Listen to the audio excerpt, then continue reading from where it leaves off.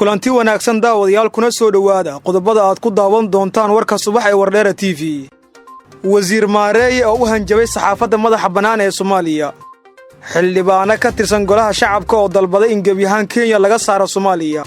wasiirka waxbarashada Goodax Barre oo imtixaan uu furay madaxweyne Dani ku tilmaamay mid fashilmay. koox hubeysan oo xalid toogtay guddoonka waxbarashada gobolka Mudug.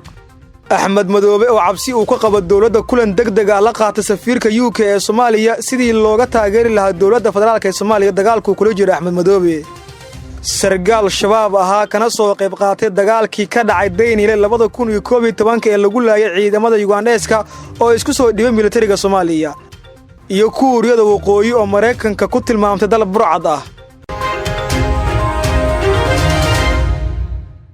markan waxaad u diyaar garowdaan daawashada wararkaasi oo faahfaahsan. fadlan haddii aad nagu cusub tahay subscribe dheh YouTube channelkan, riix calaamada gambaleelka si aad la socoto wax walba oo Wardheera TV ku soo gudbinayo. aan ku bilaabo qodobka ugu horeeyay. wasiirka waxbarashada dawladda federaalka ah ee Soomaaliya Cabdullaahi Goodax Barre ayaa sheegay in imtixaanka maanta ka bilowday gobolada hoosaga maamul goboleedka Puntland uu fashilmay. Cabdullaahi Goodax Barre wasiirka waxbarashada wafdi uu hogaaminayo uu qayb ka ahaa wasiirka amniga gudaha Maxamed Abuukar Islow Ducaali ayaa maanta waxay tageen magaalada Jowhar ee xarunta gobolka Shabeellada Dhexe. ujeedka tagista ee wafdigan halkaas ayaa ah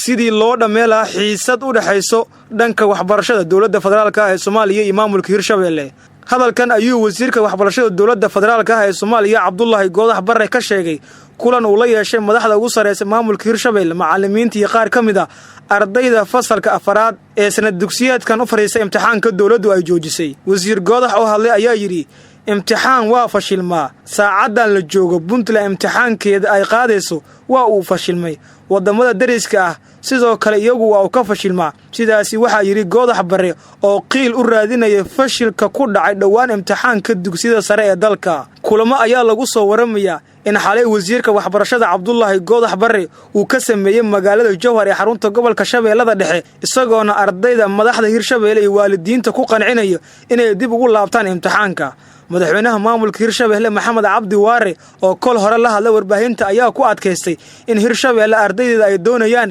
inay helaan imtixaan wanaagsan iyo shahaado qurxoon sida uu sheegay madaxweynaha. waxaana uu hadalkiisa intaasi ku daray in Hirshabeelle ay diyaar u tahay wax walba u wanaagsan ardayda ku nool deegaanada maamulkaas ee sanadkan ka qaljiminaya fasalka afraad ee dugsiga sare. jimcihii aanu soo dhaafnay waxaa magaalada Muqdisho dib ugu soo laabtay wakiiladii dawladda federaalka ah ee Soomaaliya gaar ahaan wasaaradda waxbarashada ay u dirtay deegaanada Hirshabeelle si ay wakiil uga noqdaan waxbarashada. waxaana ay ku soo baxeen hadal uu madaxweynaha maamulka Hirshabeelle Maxamed Cabdi Waare sheegay kaas oo ku aadanaa in wakiilada dawladda ee waxbarashada deegaanada Hirshabeelle aan looga baahnayn halkaas maadaama imtixaankii uu fashilmay. Maxamed Cabdi Xayir Maareeye wasiirka waxbarashada xukuumadda Soomaaliya dhankiisa haddii aanu eegno waxa uu hanjabaad hawada u marshay wardoonayaasha warbaahinada madax bannaan ee ka howlgala gudaha Soomaaliya.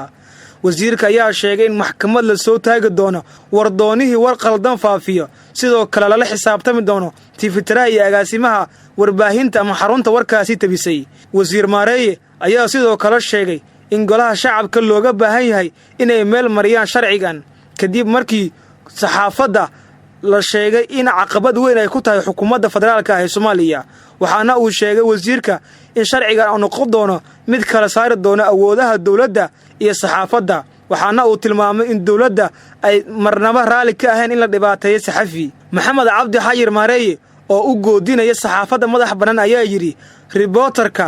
ayaa lagula xisaabtamaya am wardoonaha war khaldan haddii ay baahiso warbaahintu ka tirsan yahay maadaama isagu warka keenay maxkamad ayaana la soo taagi doonaa cid kasta oo wax qaldan baahiso. xildhibaanada golaha shacabka ayaa akhrinta labaad mariyay xeerka saxaafadda iyagoona dood ka yeelan doona kulamada soo aadan xeerkaas kadibna haddii ay suurtagal noqoto ansixin doono haddii kalena dib ugu celin doono wasaaradda warfaafinta Soomaaliya oo sharcigaasi soo diyaarisay. markan Jubbaland madaxweynaha dawlad goboleedka Jubbaland Axmed Maxamed Islaam Axmed Madoobe ayaa Kismaayo waxa uu ka wadaa kulamo isaga difaacayo weerar la sheegay in dawladda federaalka ah ee Soomaaliya ay ku soo tahay deegaanada maamulka Jubbaland. warar uu helay Wardheera TV ayaa tilmaamaya in dawladda federaalka ah ee Soomaaliya ay qorsheynayso in sidii Muqtaar Roobo ay soo xirto axmed maxamed islaam axmed madoobe oo la aaminsan yahay inuu gacan bidixeen doono doorasho lagu wada in deegaanada maamulkaas ay ka dhacdo kadib markii musharaxiintii halkaasi tegi lahayd uu ka diiday inay ciidamo la tagaan halkaas isagoona ciidamada Jubbaland ku amray musharaxii la yimaada ciidan inay toogtaan safiirka ayaa u ballan qaaday in dawladda lagula xisaabtami doono haddii ay isku daydo inay weerar ku qaado Jubbaland waxaase safiirku ka dalbaday axmed madoobe in uusan gacan bidixeen ama uusan fargelin ku sameyn doorasho lagu wada in deegaanada maamulkaas ay martigeliso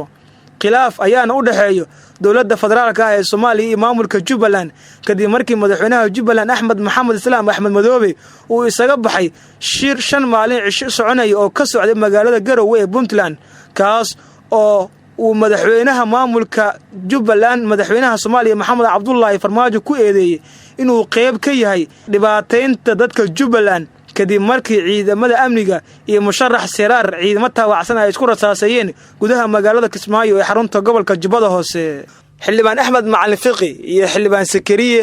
Xaaji Cabdi oo ka tirsan golaha shacabka ee baarlamaanka Soomaaliya ayaa dawladda federaalka ee Soomaaliya gaar ahaan xukuumadda ugu baaqay in gabi ahaan dalka laga saaro ciidamada AMISOM qaybta Kenya ee ka howlgala gobolada Gado iyo Jubbooyinka xildhibaanadan ayaa ku saleeyay eedooda oo ay ku soo jeedinayaan in dalka laga saaro ciidamada AMISOM qaybta Kenya ee ku sugan gobolka Gado kadib markii ciidamada Kenya ay burburiyeen xarun shirkad isgaarsiineed ay ku leedahay halkaasi waxaana ay sheegeen in arintaasi ay qayb ka tahay xadgudub dalka lagula kacay isla markaana maal iyo shacab Soomaaliyeed lagu dhibaateynayo dhibaatada ayay ku sheegeen inay ka dhalan karto haddii isgaarsiinta ay waayaan cunno iyo wax walba oo nolosha qutul daruuri u ah ay weyn doonaan dadka ku nool deegaanada laga burburiyo isgaarsiinta sida ay sheegeen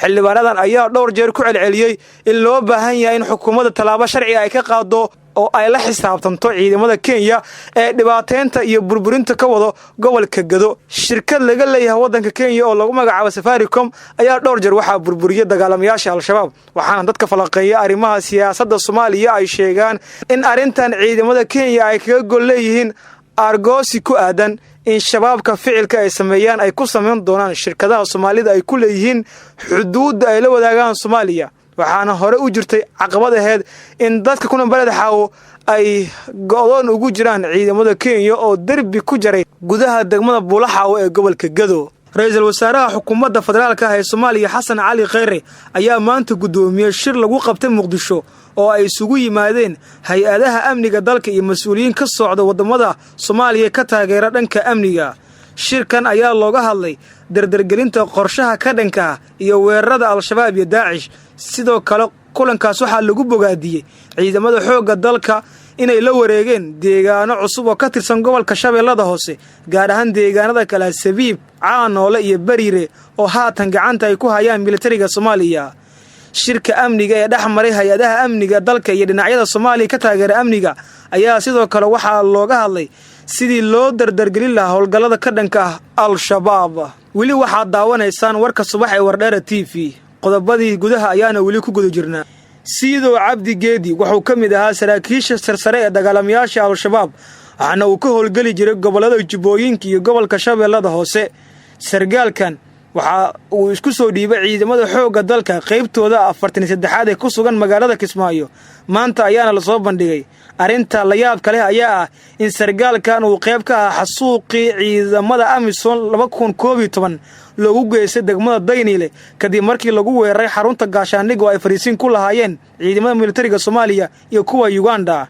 2012 dagaal ka dhacay halkaas ayaa la sheegay in sargaalkan shabaabka uu qayb ka ahaa sargaalkan haddii aan mar kale ku celin magaciisa waxa lagu magacaabay Siido Cabdi Geedi Ibrahim waxaana la sheegay in gobolka Jubbada Hoose uu iska soo dhiibay isla markaana uu khilaaf soo kala dhaxgalay isaga iyo al-shabaab wararka ka imaanaya gobolka Mudug ee dhanka Galmudug ayaa ku soo waramayay in xalay halkaasi ciidamada amniga baaritaana ay ka sameeyeen kadib markii koox hubeysan ay dhaawac u geysteen gudoonkii waxbarashada gobolka Mudug ninka lagu magacaabo Axmed Qoodey dablay hubeysan ayaa la sheegay inay rasaas ku fureen dhaawac qatarna uu soo gaaray haatan lagula tacaalayo xaaladiisa caafimaad mid kamid ah isbitaalada ku yaala magaalada Gaalkacyo gobolka Mudug intaasi kadib ciidamada amniga ayaa xalay baaritaano ka sameeyay gudaha magaalada Gaalkacyo gobolka Mudug walow aan la soo sheegin in gacanta lagu soo dhigay raggii dhaawacaasi u geystay guddoonka waxbarashada gobolka mudug ninka lagu magacaabo axmed qoodeey.